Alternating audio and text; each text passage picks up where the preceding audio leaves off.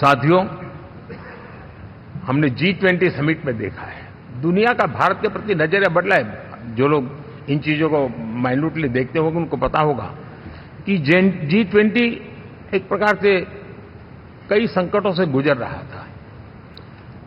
उतार चढ़ाव आते रहते थे, बिखराव भी नजर आ रहा था, लेकिन भारत में G20 आने के बाद नए प्राण से भर गया है, नया सामर्थ्य आ गया है।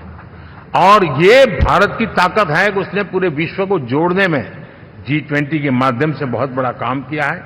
और उसके इन दिनों भी जो परिणाम आए इसके बाद मेरा काफी समय विदेश के सरकारों से फोन अभिनंदन स्वीकार करने में गया। और शायद मैं 2014 में 19 में भी ऐसा अनुभव नहीं था जितना इस बार फ्लो है। दुनिया के करीब करीब, अब नाम ले, उसने भारत को शुभेच्छा व्यक्त की है या बात करने की कोशिश की है। यानी ये वैश्विक जो हमारा ताकत है उसका परिचय करवा रहा है। और उसके कारण मैं मानता हूं कि विश्व में हमारा सम्मान और साथ साथ भारत में निवेश, ये दोनों संभावनाएं बढ़ रही है। साथियों, हमारे संविधान का 75वां वर्ष है। हम चाहते हैं कि संविधान हमारी संवैधानिक संस्थाओं का संरक्षण भर इसके मात्र के लिए है, ऐसा नहीं, कोई अदालत में धाराओं का उपयोग करके काम करने के लिए नहीं है। ये एक हमारी भावना है, हमारा स्पिरिट है। और हमें इस 75 साल को ऐसे मनाना है ताकि हम संविधान के स्पिरिट को जन जन तक पहुंचाएं। हर जन को संविधान की जो भावना है, कर्तव्य की भावना है, अनेक बात ऐसे इस बात है, उन सब प्रति समर्पण उसका बढ़े, उस दिशा में हम काम करना चाहते हैं। साथियों, छत्रपति शिवाजी महाराज के राज्याभिषेक के 350 वर्ष के उत्सव में देश आज रंगा हुआ है। और हमारे लिए सबसे बड़ी प्रेरणा है क्योंकि उसमें राष्ट्र प्रथम की भावना है। छत्रपति शिवाजी महाराज को याद करते ही राष्ट्र प्रथम की भावना हमें मजबूती देती है। और इसलिए हम देश में इसी एजेंडा को आगे रखते हुए, और जब इसी समय 350 साल का पर्व आया है, तो हमें अपनी पॉलिसी और परफॉर्मेंस और सामान्य मानवीय का जीवन बेहतर करना है, उसमें जरा भी विलंब नहीं करना है। साथियों, विकास की सारी तैयारियां, रोड मैप लेकर को हम चलेंगे ही, चल रहे हैं। लेकिन साथ साथ हम नए नए सांसद आए हैं, कुछ पुराने सांसद हैं, कोई ज्यादा अनुभवी सांसद भी है। आप देखते हैं कि इन दिनों, पिछले 2 दिन से आप टीवी पे देखते होंगे,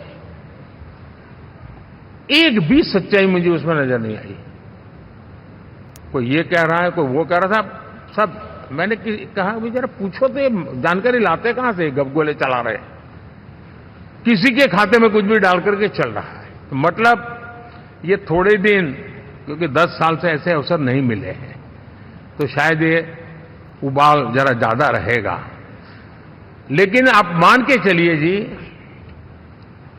ऐसे लोग कोई पहुंचेंगे, बस साहब मेरा अच्छा संबंध है, मंत्री में आपका नंबर कर सकता हूं, आया, हमें भी पता नहीं होता यार, हो सकता है मिनिस्टर बनने का ही रास्ता होगा तो हम भी गलती से उसका हाथ पकड़ लेते हैं और वो पता नहीं वो किस खाई में डुबो देता है। कभी कभी तो शायद अब तो टेक्नोलॉजी ऐसी है कि हो सकता है मेरे सिग्नेचर से कोई लिस्ट बाहर निकल जाए कि ये मंत्री बन गए, हो सकता है कोई बुद्धिमान डिपार्टमेंट भी बांट दे। तो आजकल कई लोग सरकार बनाने में लगे हुए हैं,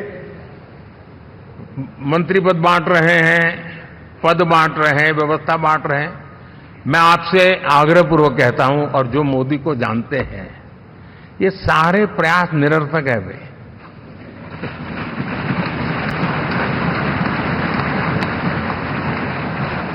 आप भी किसी का फोन आ जाए तो 10 बार वेरीफाई कीजिए कि जिसने फोन किया है वो सचमुच में अथॉरिटी है। अदरवाइज कोई भी कहे भाई आपका नाम हो गया है, सुबह परिवार को बुला लीजिए, शपथ समारोह में आना है, हो गया।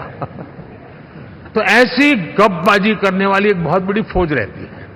कुछ लोग आदतन करते रहते हैं, कुछ लोगों को मजाक आती है लेकर, और कुछ लोग बदइरादे से करते हैं। मेरा सभी सांसदों से आग्रह है कि हम इन सारे षड्यंत्रों का शिकार न बने।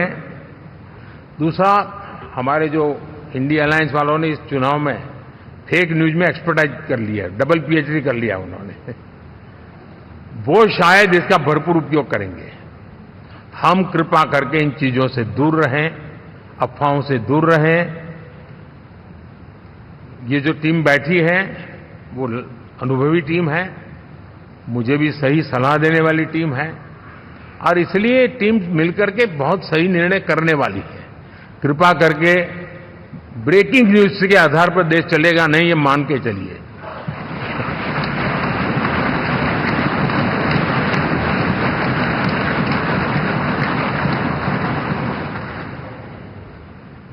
साथियों, विकसित भारत का संकल्प लेकर के हम चले हैं। 3 नंबर की इकोनॉमी पहुंचना मैं जानता हूं, निश्चित रोड मैप के साथ उसको हम पार करने वाले हैं। और मैंने पहले भी कहा था कि मेरा पल पल देश के नाम है, मेरा पल पल आप लोगों के नाम है। मैं 24/7 अवेलेबल हूं।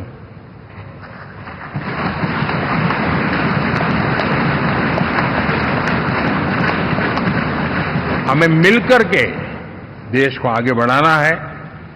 फिर से एक बार आप लोगों ने मुझ पर जो विश्वास जताया है, जो प्यार दिखाया है और जो समर्थन दिया है, वाकई मैं मानता हूं भारत के लोकतंत्र की एक बहुत बड़ी ताकत है। मैं जितना आपका आभार व्यक्त करूं उतना कम, और मैं विश्वास दिलाता हूं कि मैं आपकी आशा अपेक्षाओं को पूरी करने में, परिश्रम करने में कोई कमी नहीं रखूंगा।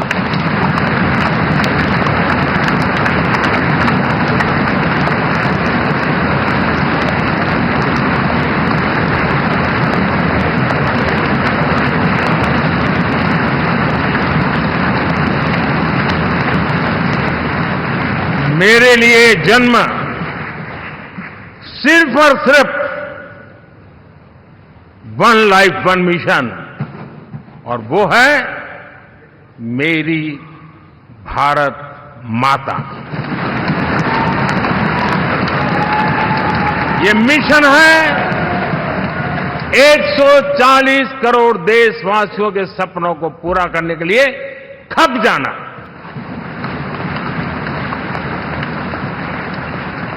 ये मिशन है 140 करोड़ देशवासियों को 1000 साल की मुसीबतों से जो गुजरी हुई पीढ़ी दर पीढ़ी है, उसे मुक्ति दिला करके सम्मान के साथ विश्व में मेरा हर देशवासी दुनिया उसे देखे तो उसका मन कर जाए, काश ये हिंदुस्तान का है, अरे नजर मिल जाए तो अच्छा होगा। ये मैं स्थिति पैदा करना चाहता हूं।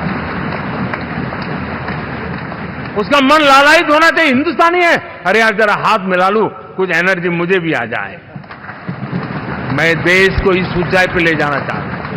और साथियों, मुझे पक्का विश्वास है आपका साथ, आपका सहयोग, आपका अनुभव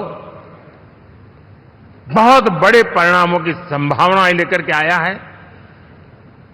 लोकसभा का ये गठन उन सभी आकांक्षाओं को पूरा करेगा। मैं फिर एक बार आप सबका हृदय से बहुत बहुत धन्यवाद करता हूं।